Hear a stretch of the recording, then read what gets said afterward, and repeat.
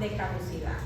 Se libera en octubre, regularmente para el 10, 12 de octubre liberan la vacuna y la vacuna tiene una fecha de vencimiento que es en marzo.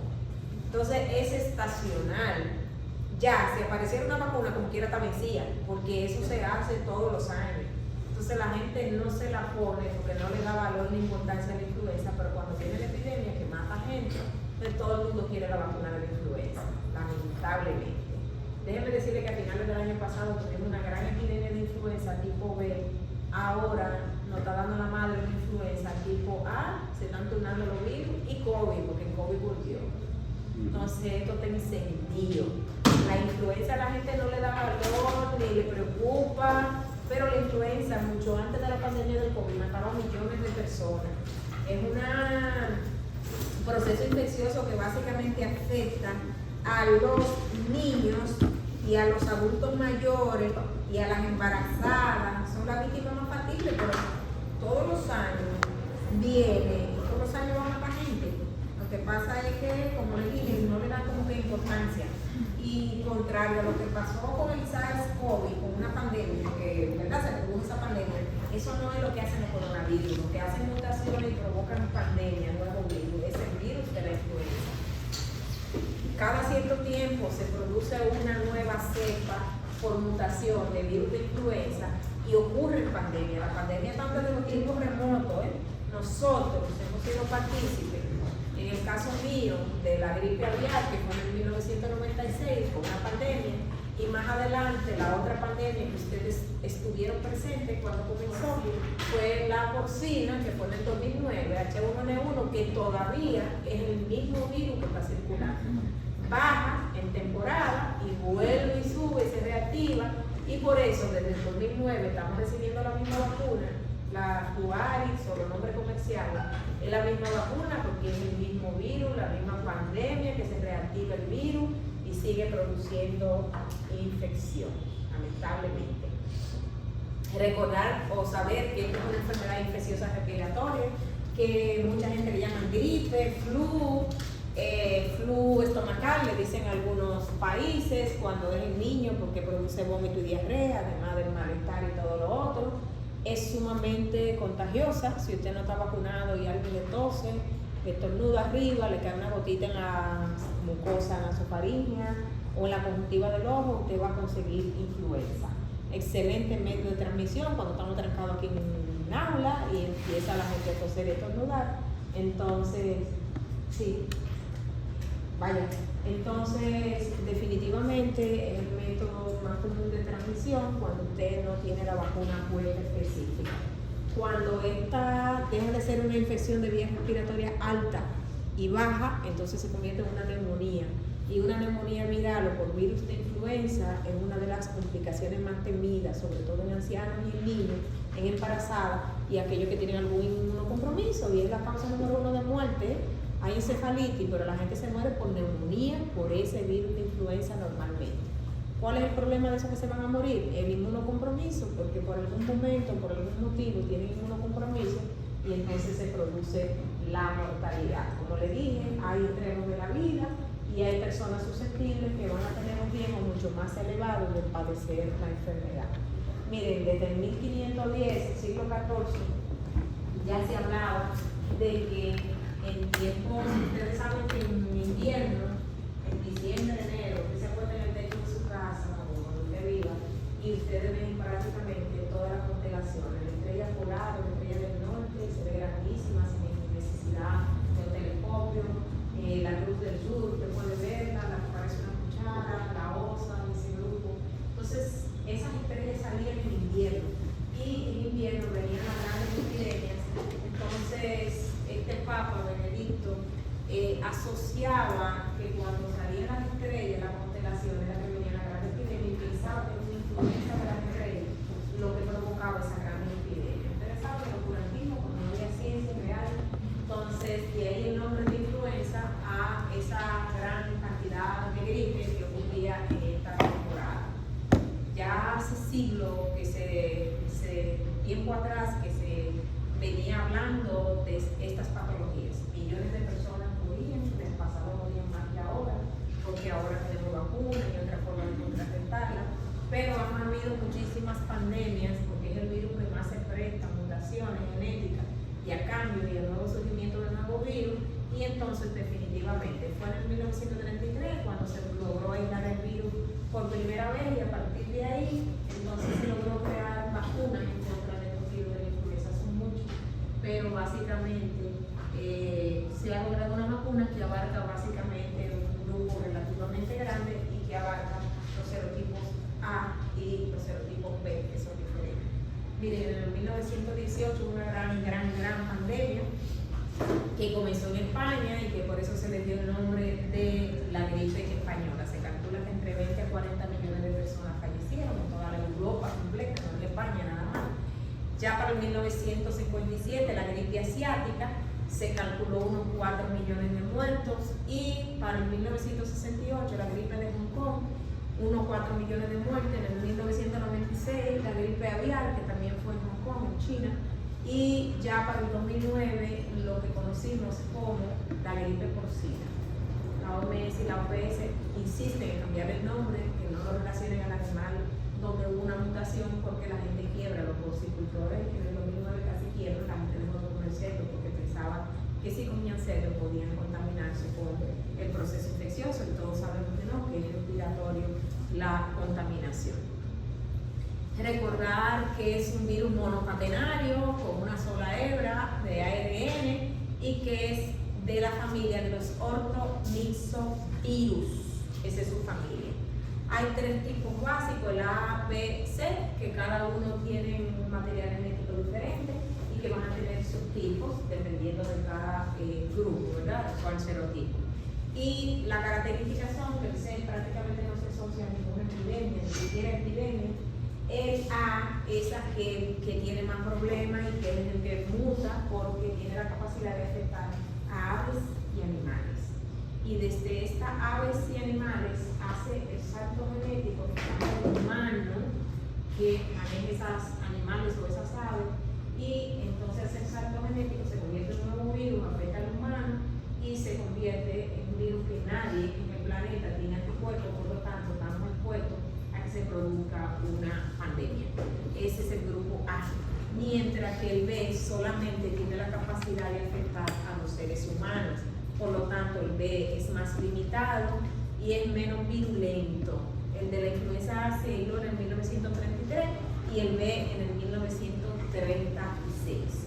Como les decía, a finales del año pasado tuvimos una gran epidemia por el serotipo B, pero este es mucho más light, más suave, menos agresivo. Sin embargo, ahora tenemos circulando el A, que es el más maluco, más maldito de todos ellos.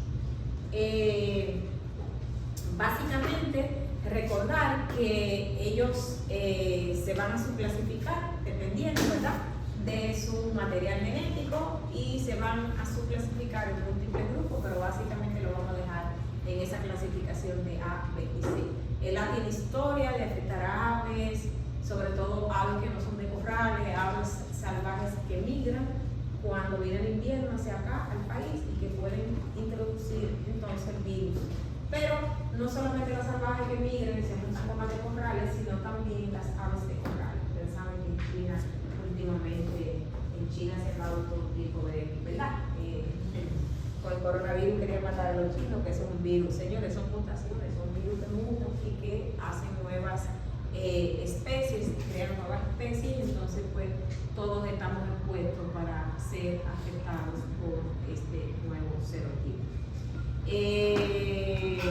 Como les decía, el A es el que es más agresivo, que se asocia a una enfermedad epidémica y es el que va a hacer la mutación y que se va a caracterizar porque es el que puede crear nuevos virus con los saltos genéticos y se presta a pandemias. Miren ahí las características del virus. Algo importante es que tiene un genoma segmentado y que definitivamente tiene una glicoproteínas de superficie que son importantísimas, la hemaglutinina y la neuroamilidasa, que son importantes, y de hecho cuando creamos vacunas las estamos utilizando a ellas para darle protección contra ese virus a los humanos. Tiene otras muchísimas proteínas estructurales, que, como la nucleoproteína, la matriz y un sinnúmero, pero lo que tiene más importancia son la H y la N. Miren ahí los tipos básicamente y sus componentes, los subtipos y las componentes del virus. Todos ellos tienen un spike, igual que el virus coronavirus. Es esa partecita de arriba, mírenlo ahí, y ahí es donde se aloja básicamente la proteína, la hemaglutinina. Y también en otros alternados se va a alojar la neuraminidasa. Entonces, estos spikes le van a servir para su invasión a la célula, para su integración en la célula madre y para descargar su contenido genético y para entonces la procreación de nuevos virus que van a constituir esa célula en una esclava y que definitivamente se van a diseminar por todo el cuerpo. Todos esos son capaces de tener, sobre todo las aves de corrales y las silvestres que migran, y de los mamíferos el cerdo es el que más se ha asociado a nuevos virus, nuevos saltos. Miren, la vacuna que nos ponemos está constituida básicamente por características, como le dije, químicas de estas proteínas. Cada virus de influenza tiene hemaglutinina en su superficie y tiene 16 serotipos diferentes de esta hemaglutinina. Van de la H1 a la H16. La H es hemaglutinina, eso es lo que representa, y son 16 tipos diferentes. Mientras que la neuraminidasa son solamente 9 serotipos, ¿sí? Entonces, si combinamos cada una de las hemaglutininas con cada una de las neuraminidasas, tenemos 144 posibles nuevos surgimientos de nuevos serotipos de virus, mutaciones y pandemias incluidas. Miren cómo, si combinamos el H1, N1, H1, N2, H1, N3, H1 hasta llegar a la N9, después volvemos con H2, N1 hasta la 9 y eso me da una posibilidad de 144 combinaciones nuevas.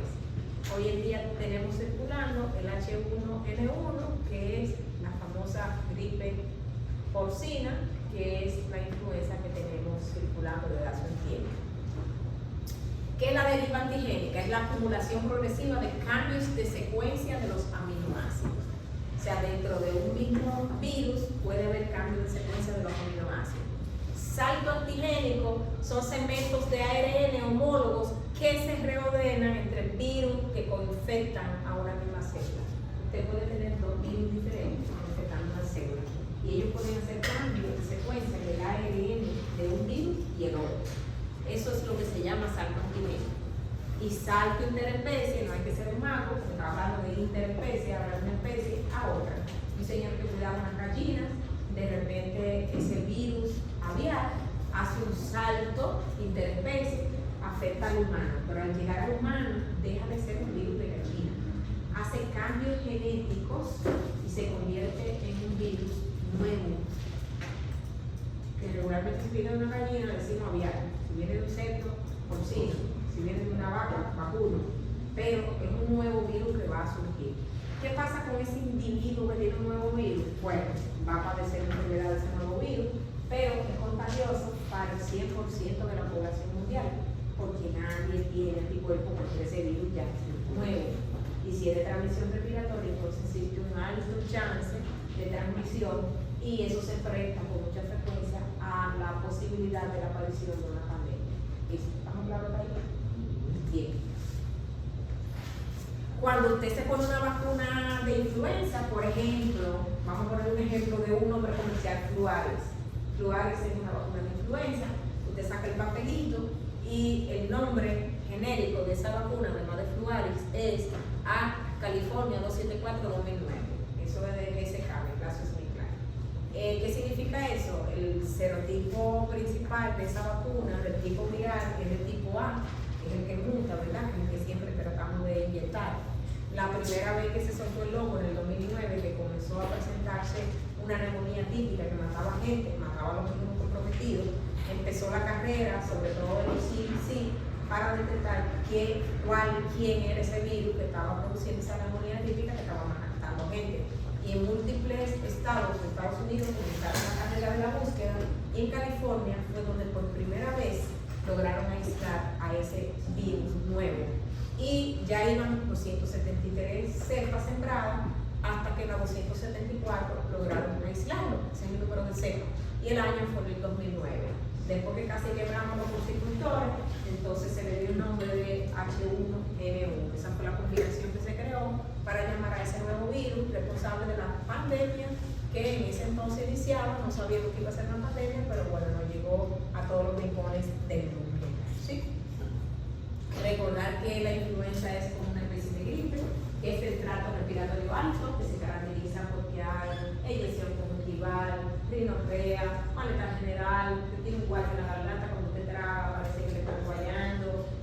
Definitivamente es un proceso infeccioso respiratorio alto. Si llega al tracto inferior respiratorio, ya es una neumonía, que es una complicación. No se supone que tiene que llegar a esa parte del árbol respiratorio. La transmisión, todos sabemos cómo se transmite, ¿verdad? Tos, estornudos, contacto, fluidos, toso. En vez de hacer esto, hago esto, cojo todo mi virus, agarro el picaporte, le dejo ahí su virus de influenza, el próximo que llega, agarra su influenza, pero después hace esto en el ojo y ahí bien, premiado, gracias. No importa la mascarilla. Si se puso la mano contaminada en la conjuntiva, se va a infectar.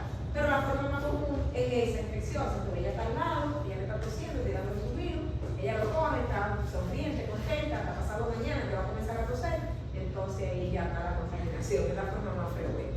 También la escaleras eléctricas, usted toca, le pone la mano, los juguetes, los niños se lo llevan a la boca, después los otros lo cogen también se lo llevan a la boca, es la forma más frecuente. Y hay unos bárbaros que son los más, esos son los número 1, esos son los nobles de la transmisión, que hacen esto, se sacuden en un pañuelo de tela y lo guardan. Con sus virus incluidos, lo guardan en su bolsillo, pero no puedo ir los saltan y se miran y sigue entonces la diseminación. El periodo de incubación regularmente de 1 a 5 días. Está al lado de la que tiene influenza acá, va a comenzar a toser mañana, probablemente o pasado mañana para la ceremonia de la bata, pero no vamos. Entonces, definitivamente el periodo de incubación es sumamente corto y muy efectiva la contaminación entre pacientes. El periodo de transmisión, el paciente 24 horas o 48 antes de tener los síntomas, ya es contagioso porque ya el virus está en la mucosa y por lo tanto ya es contagioso, sin embargo todavía no tiene manifestaciones clínicas. El que es más contagioso del planeta completo son los tigueritos. Recuerden que la mayoría de los tigueritos tienen amigdalitis, tienen hipertrofia de adenoides, moquean más tiempo, tienen más, roncan, hacen todos los disparates, por lo tanto el virus se retiene más y por lo tanto eliminan más la presencia del virus por mucho más tiempo que los adultos. Son más contagiosos los niños chiquitos que los adultos. Y la fuente de infección son las secreciones respiratorias, evidentemente, y que definitivamente se van a transmitir universalmente, por todos lados. Los adultos son contagiosos, pero los niños son más. Esa es la fisiopatogenia de esta enfermedad. El que tiene gripe tipo influenza va a tener moco en la nariz. ¿Por qué se produce el moco? Porque definitivamente cuando usted tiene un proceso infeccioso, lo primero que el virus hace es que llega a las células epiteliales de la mucosa, ya sea de la conjuntiva o de cualquier lado. Va a entrar en esa célula por endocitosis, en medio, ayudado por receptores que le van a permitir entrar, diferentes tipos de receptores, que abren la puerta para que entre. Él entra, inmediatamente se dirige hacia el ribosoma de la célula, va a depositar su material genético, en este caso ARN, ¿verdad? Y allí definitivamente va a contaminar la célula. Comienza un proceso en el cual definitivamente la célula se va a convertir en una esclava y va a comenzar con una nueva replicación, con ARN mensajero que van a cortar la cadenita, que son los nuevos proviriones que van a salir de esa célula después de destruirla y van a seguir contaminando a las demás. Cuando se produce la rinorrea es porque hay un proceso infeccioso y el sistema inmunológico va a responder, liberando sus componentes inflamatorios para tratar de parar el proceso. Esos componentes inflamatorios se llaman citoquinas o citocinas, ¿verdad? Y dentro de esos componentes, una importante es que como consecuencia se va a producir por esa inflamación masiva un proceso de vasodilatación y edema que en la nariz va a llevar a una extravasación. Va a salir un fluido grado de extravasación que normalmente es hialino, transparente. Cuando ese moco se pone amarillo verdoso, no es que llegó una bacteria, es que hay descamación del epitelio, por eso el moco se pone amarillo, o sea que no hay que dar antibiótico cuando el moco está amarillo o verde o de cualquier otro color, eso es simplemente descamación del epitelio, ¿sí? Dolor muscular, entre las cosas que se liberan está el interferón es famoso produciendo dolor en todo el cuerpo y en los músculos, una sensación de cansancio y de fatiga y malestar que usted no quiere moverse. Fiebre, todos sabemos que la fiebre es inducida por la liberación de la interleuquina, sobre todo las interleuquinas 1, son el factor pirógeno que definitivamente van a dar un resultado, el estímulo del termómetro que tenemos en la cabeza, el sistema hipotálamo, y la liberación de estos interleuquinas va a, como respuesta, provocar que el hipotálamo eleve la temperatura. Fiebre se llama esa elevación de temperatura, ¿verdad? Entonces, definitivamente, va también a producir un daño. La gripe que se prolonga mucho tiempo, tenemos problemas, y es que cuando se prolonga una gripe, todos los mecanismos de defensa de la nariz van a desaparecer. Los cilios, la vibrisas, por lo tanto, usted queda desprotegido. ¿Y quién va a aprovechar esa situación de desprotección? Los oportunistas que están cercanos, la misma nasofaringe. Hay portadores de neumococo, de estafilococo, que aprovechan el momento para sobreinfectar, y lo que comenzó como una influenza termina con una neumonía con neumococo. O si usted tiene en su casa un portador sano de estafilo y es su compañero de cama o lo que sea, y usted tiene una gripe, ¿verdad? Entonces, esos cuidados de ese individuo o ese individuo que le está ayudando termina contaminándolo con una neumonía bacteriana. ¿Quiénes son los más frecuentes oportunistas? Tenemos el estafilococo aureus, el streptococcus pneumoniae y el hemófilo influenza no tipificable o no tipable, como se le quiera llamar. Entonces dijimos que el virus invade el epitelio respiratorio. Acuérdense que las células que se encuentran ya en un momento que ya no lo necesitan, le van a programar su apoptosis, que se destruyan solas, o el macrófago se la lleva como quiera. Entonces, eso es producción de moco, disminución o aumento de la permeabilidad, salida del moco, y entonces cuando hay esa apoptosis masiva va a haber una actividad sobre todo de los marcadores inflamatorios, que son los que van a traer como consecuencia definitivamente todo esto que ya mencionamos. Recordar que va a disminuir la actividad fagocítica y quimiotáctica cuando hay muchos inflamadores en el medio circulando, y todo esto predispone a que haya una sobreinfección o una superinfección. ¿Estamos claros hasta ahí? Eso ya lo dijimos, vamos a volar eso, usted está nervioso. Como dijimos, los escolares, los muchachitos son los más infecciosos, los que más hacen un cuadro agresivo.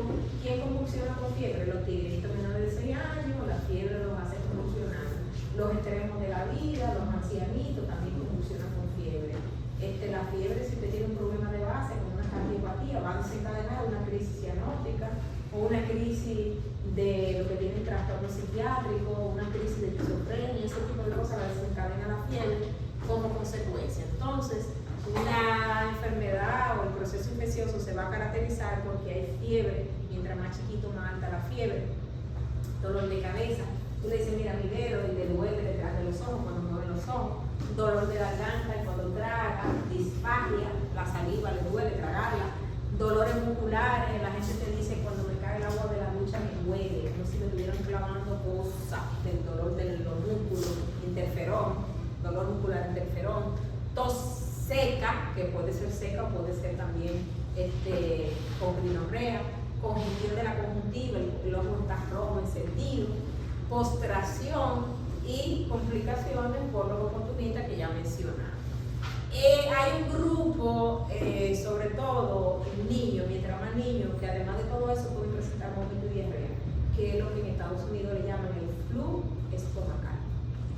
Influenza, fiebre, vómito y diarrea, eso es influenza también, hasta que se demuestre lo contrario. Los viejitos, pues la cosa como que también es extrema. De hecho, los viejitos se mueren más que los niños, tienen una mortalidad mucho más elevada. Con los niños más pequeños, como los recién nacidos, se puede confundir el cuadro con una asexia, hasta un shock séptico, que se puede fácilmente confundir la influenza con esa situación. Los niños tienen fiebre más alta, convulsionan más, son más aparatosos y casi siempre los niños con influenza terminan con antibióticos porque la gente piensa que es una cosa bacteriana y definitivamente terminan poniendo antibióticos. Hola.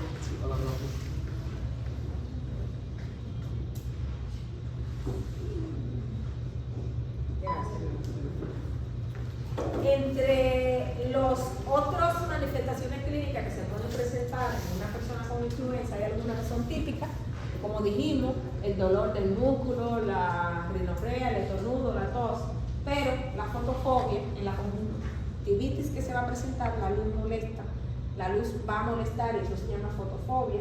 Puede haber dolor abdominal, náusea, vómito y diarrea, que es lo que le llamamos el flu estomacal.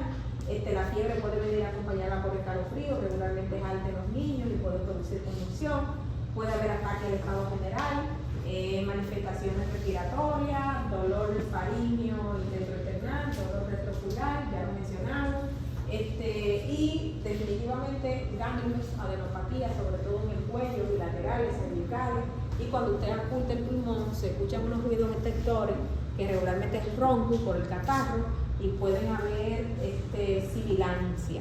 Sibilancia es porque un grupito de esos que tienen catarro va a haber un broncoespasmo, va a haber un espasmo del bronquio y entonces cuando sacan la respiración, cuando tratan de sacar el aire, va a haber un sibilante expiratorio, que también eso se va a presentar en los pacientes que tienen definitivamente influenza. Complicaciones, como les dije, las neumonías están a la orden del día. Si el virus bajó, es una neumonía viral, pero también puede ser bacteriana, por lo que mencionamos, las bacterias que son los que están persiguiendo, y a veces pueden incluso ser combinadas viral y bacteriana, las dos cosas juntas.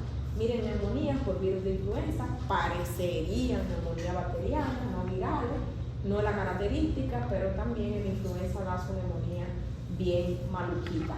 Uno de los complicaciones que es rara, pero se puede presentar en una encefalopatía asociada al virus que llega hasta el sistema nervioso central y que puede presentarse con una mortalidad elevada, pero es rarísimo que se presente. El síndrome de Reye, sobre todo en niños menores de 6 años, cuando se le da algún medicamento con aspirina, puede presentar ese síndrome, ya hemos hablado de él, ¿verdad? Que es encefalopatía, insuficiencia hepática y alteración vascular generalizada. Recuerden que los mayores de 60 años que no están vacunados, si le da la influenza, tienen un índice de mortalidad sumamente elevado. Se calcula la muerte de aproximadamente 75 ancianos por cada 100.000 enfermos por influenza. Esa mortalidad está elevadísima y en los niños definitivamente entre 2 a 3 defunciones por cada 100.000 niños. Entonces esa mortalidad está muy elevada, sobre todo cuando hablamos de una patología que tiene una vacuna que es gratis, se pone todos los años y que la gente lo ignora y no se vacuna. Miren en las neumonías, cuáles son los agentes causales, ya lo mencionamos, el estreptococo neumonía o neumococo un 48%, estafilococo aureus cercano hasta 19%, y el hemófilo influenza no tipable viene atrás cercanamente. Otras complicaciones son sinusitis por bacterias, bronquitis, traqueobronquitis, otitis media, todo eso. Y recordar que en los niños se asocia a convulsiones febriles, cefalopatía, afectación de los músculos, miositis, radiomiólisis, destrucción masiva muscular que termina afectando la úrica creatinina y metiendo al paciente con insuficiencia renal, y miocarditis y pericarditis también se han asociado a la influenza. El diagnóstico anteriormente daba mucha lucha, ahora es fácil, facilísimo. Te metes un hisopo por la nariz y manda a hacer un panel respiratorio. Hay un corto y un largo. El corto vale 4.000 pesos, le ponen 4.000 influenza A, B, sincitial respiratorio y COVID. El largo le ponen 14, incluyendo la borde de la pertussis, pero vale 16.000 rayas. Entonces mandamos a hacer el corto porque tiene datos y síntomas, le mandamos a pagar su chelito y en cuestión de menos de horas viene el resultado del PCR en tiempo real que dice que usted está positivo para una influenza. Anteriormente no teníamos esa facilidad, hacíamos radiografía, hacíamos hemograma, hay leucocitosis, defensa de linfocitos, blancos elevados, defensa de linfocitos, porque es un virus, ¿verdad? La radiografía se veía un infiltrado pericardíaco intersticial, que es característico de las neumonías virales, y normalmente pues la sibilancia, más la temporada de influenza, daba la sospecha alta de que era una influenza. Pero ahora con los paneles respiratorios pues se hace. También el antígeno también se utiliza. Recordar que en estos pacientes pediátricos se deshidratan fácilmente, por lo tanto las recomendaciones son líquidos abundantes, líquidos ricos en vitamina A, C, zinc, ese tipo de cosas, y sobre todo evitar el tabaquismo, porque fumar al lado de un muchacho, eso no tiene sentido, ni la juca, ni el vape, ni el cigarro, ni el cigarrillo, ni nada. No es recomendable. Estar pendiente de los signos de alarma cuando se presenten, y la medicación que está permitida en embarazo, en niños, en ancianos, recién nacidos, en todos lados, el antiviral específico que va a actuar en contra de este virus específico, porque va a inhibir las proteínas que tiene el virus, por lo tanto su replicación es el oseltamivir, que se va a utilizar cada 12 horas por 5 días, oral, viene de 75 miligramos. Si son niños, lo calculamos, dividimos entre, ¿verdad?, la cápsula, la dividimos y le damos la dosis más bajita. El oseltamivir es un antiviral específico para el virus de la influenza. Nosotros no tenemos en el país el zanamivir, que es un inhalador, que se va a utilizar 2 dosis, 2 inhalaciones por la nariz o por la boca 2 veces al día durante 5 días. Eso lo podemos hacer sobre todo en aquellos que tienen una alta posibilidad de que se van a complicar y van a hacer una infección grave. La quimioprofilaxis significa antes de. La quimioprofilaxis, para aquel que ha estado en contacto con una influenza en un espacio cerrado y es un inmunocomprometido, se puede utilizar ese mismo zanamivir, se puede utilizar 2 inhalaciones, pero una sola vez al día y por 10 días. Una cosa es el tratamiento y otra es la profilaxis. El peramivir endovenoso tampoco lo tenemos disponible en nuestra parte de este país, pero tienen que saber que existe, que se tratan para adultos y niños que ya pasaron los 6 meses de edad, que se pueden utilizar medicamentos, se pone de forma endovenosa, y que también es un medicamento que es un inhibidor de la neurominidasa. ¿Se acuerdan la proteína que hablamos? H1, H y N, la neurominidasa, por lo tanto, se utiliza. Y la amantadina y la rimantadina, cuando la gente tiene gripe a veces compra antifludes, el antifludes tiene amantadina. Si la gripe está comenzando y usted toma antifludes, probablemente la gripe va a ser muy corta. Si ya la gripe tiene más de 3 días, usted usa antifludes, usted va a andar contento, endrogado, porque tiene pseudoefedrina, pero no le va a servir para nada. Su gripe va a durar lo que va a durar, que a usted no le importa, usted está contento porque tiene pseudoefedrina. No se usa en menores de 1 año, ninguno de los dos. La vacunación debe ser masiva, todo el mundo, estudiantes de medicina, de derecho, de odontología, estudiantes de todo, la gente que está en cárcel hay que llevarle la vacuna, la gente que va a residencias en ancianos, tienen que vacunar a los ancianos y vacunar a quienes los cuidan, tienen que vacunar a los niños, los nursery, en todos lados se debe poner la vacuna, y una vacuna gratis, la gente no le hace caso a esa vacuna, no se la pone. Entonces, miren las diferentes vacunas que existían. Vacunas de libro entero fue un problema. Usted ponía la vacuna y usted hacía 37.400 gripes en el año. No se usa. Vacuna split fragmentada. Esta era de corteza viral. La gente decía que producía autismo. La gente ya usted sabe. Porque el contenido era la corteza viral, tanto la neurominidasa como la hemaglutinina. No vamos a usarla. Esa una vez que se inventaron un shot inhalado. Y las vacunas de subunidades, esas son las que utilizamos actualmente, que contienen tanto hemaglutinina como neurominidasa, pero purificada. No hay forma. Claro, cuando usted recibe la vacuna, usted puede hacer pseudogripe. Usted recibe la varicela, usted puede hacer pseudovaricela. O sea que la vacuna tiene su situación, pero usted no se va a morir por una pseudogripe. Y si le da la influenza, usted no se va a morir por ese virus de influenza. Si no se la pone, usted se puede morir. No tanto ustedes, pero los abuelos y la gente inmunocomprometida se puede morir por esta situación. Como le dije, es una vacuna que sirve sobre todo para los ancianitos porque le va a proteger contra la muerte en una alta posibilidad de que, miren, usted no se va a morir, aunque usted tenga 90 años y si tiene la vacuna, pues probablemente no va a pasar mal. ¿A quién no se lo pone que tiene alergia a los componentes? Si usted le pusieron esa vacuna y cayó como un zapato con un choque anafiláctico, no se la ponga de nuevo, por favor, porque la próxima vez probablemente no van a lograr sacarlo de ese reacción anafiláctica. Entonces, ojo con eso.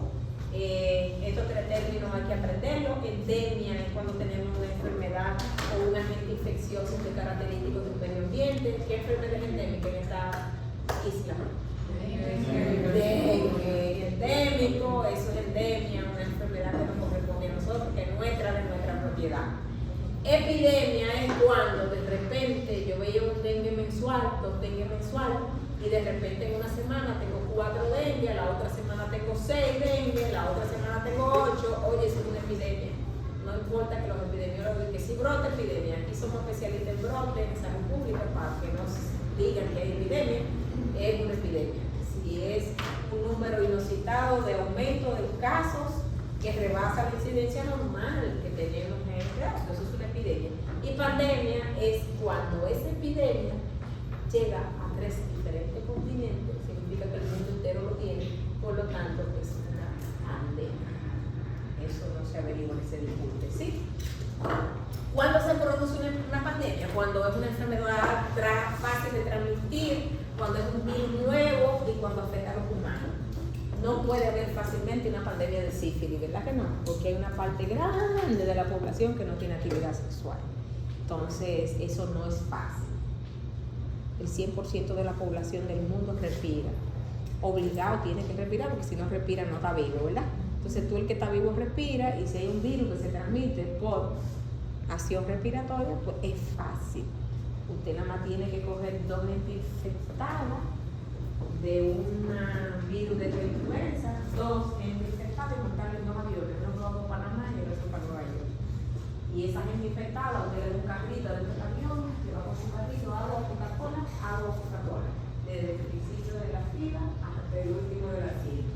Cuando se apean de ese avión, los que iban para Panamá, ya iban para Sudamérica, ¿verdad? Tanto los rincones, así como la película, así mismo van distribuyendo el virus.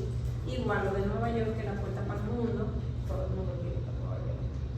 La puerta del mundo lo soltaron en Nueva York, que iban para Europa, para cualquier rincón, y llevan el virus, que la señorita que iba con el carrito sobrescargo, preguntando chicle con lasaña, ya no da nada de eso, avión.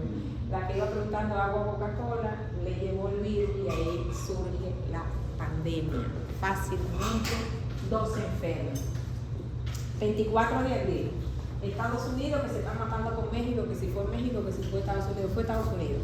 El virus de la gripe porcina H1N1, 24 de abril.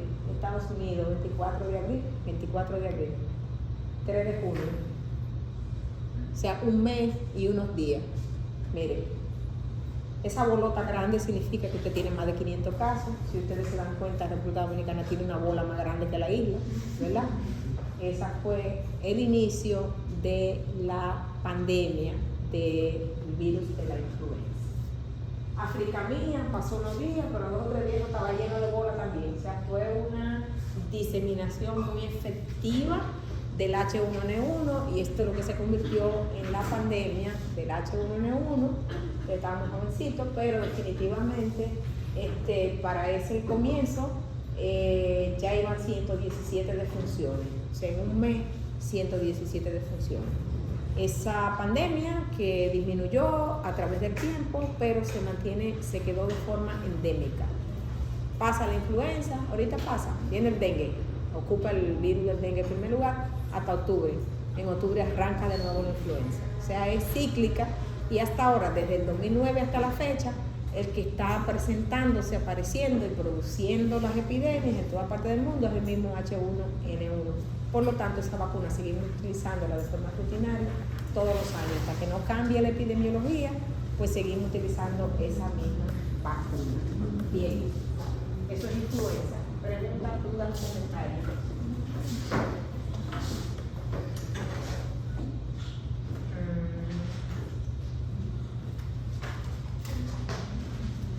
tienen preguntas? Ajá, ya te hay una pregunta.